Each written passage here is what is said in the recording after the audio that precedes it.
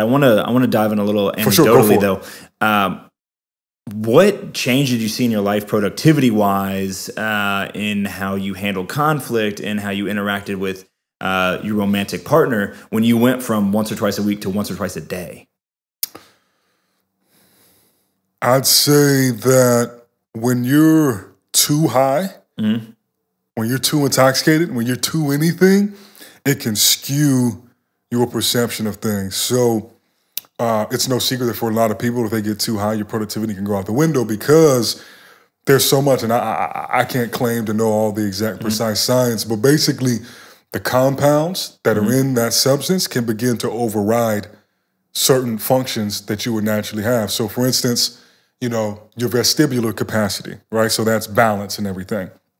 You get too high, it can start to affect that negatively, where now, you know, you might feel a little dizzy or you might start stumbling if you try to stand up because you're too high. And for me, I think it played out in more so of, it became very difficult to notice how much time had passed. And so sometimes that can be very beneficial, that can be in your favor, other times it's not. Because if you have a deadline and it feels like 30 minutes went by, but for you, it's been 2 hours or vice versa, it can just begin to, if you skew things.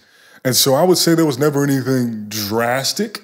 But I will say this, if I went, let's say, out to Athens, right? And I'm visiting with some of my people and I partake in the flower, it's far more likely that on my drive back, I'm gonna start falling asleep.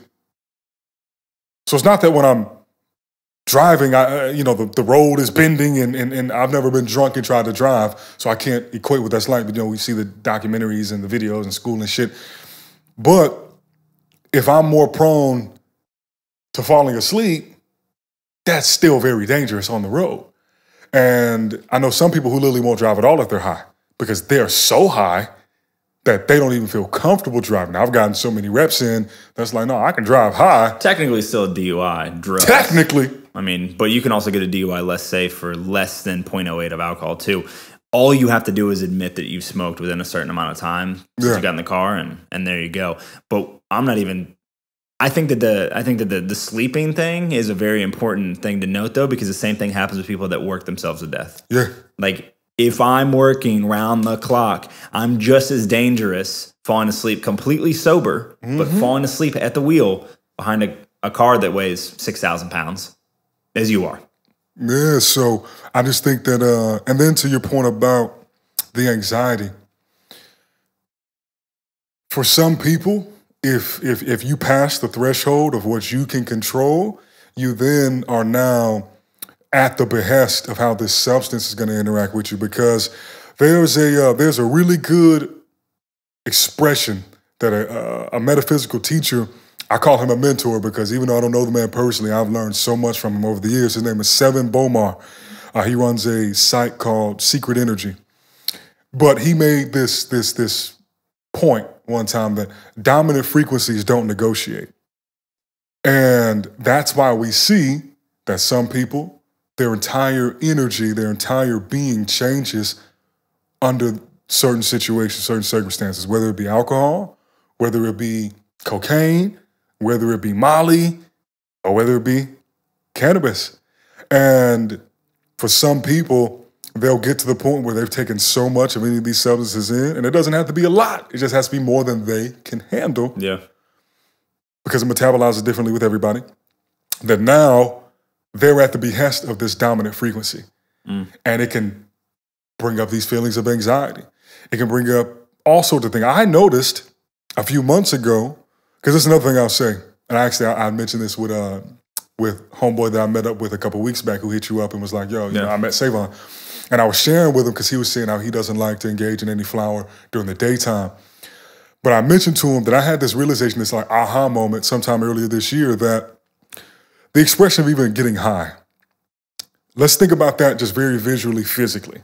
If we're at sea level, you can get low and you can raise up, you can get high. And so if you're at sea level, or if worse, you're sub-sea level, you may want to get high to raise you out of the depths. But what if you're already high, naturally? Well, what I found is that the flower, because that's the most common, drug I've ever engaged in, actually pulls me down. So if you're naturally higher, it's going to pull you in the opposite direction. And I think that some people lose touch of when that begins to be the case. Kind of like people seem to lose touch when they've had 17 drinks too many. And next thing you know, they're sleeping on the ground. Mm-hmm. Or they're forcing themselves on women.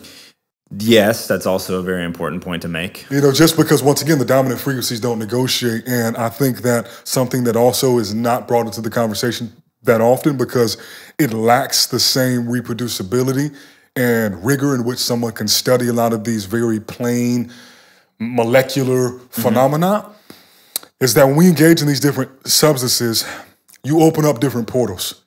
And this is just from my own research and what I've looked into, my own experiences. When people think about things like entities or demons or spirits or angels, these are all energies. Just like inspiration is an energy, focus is an energy.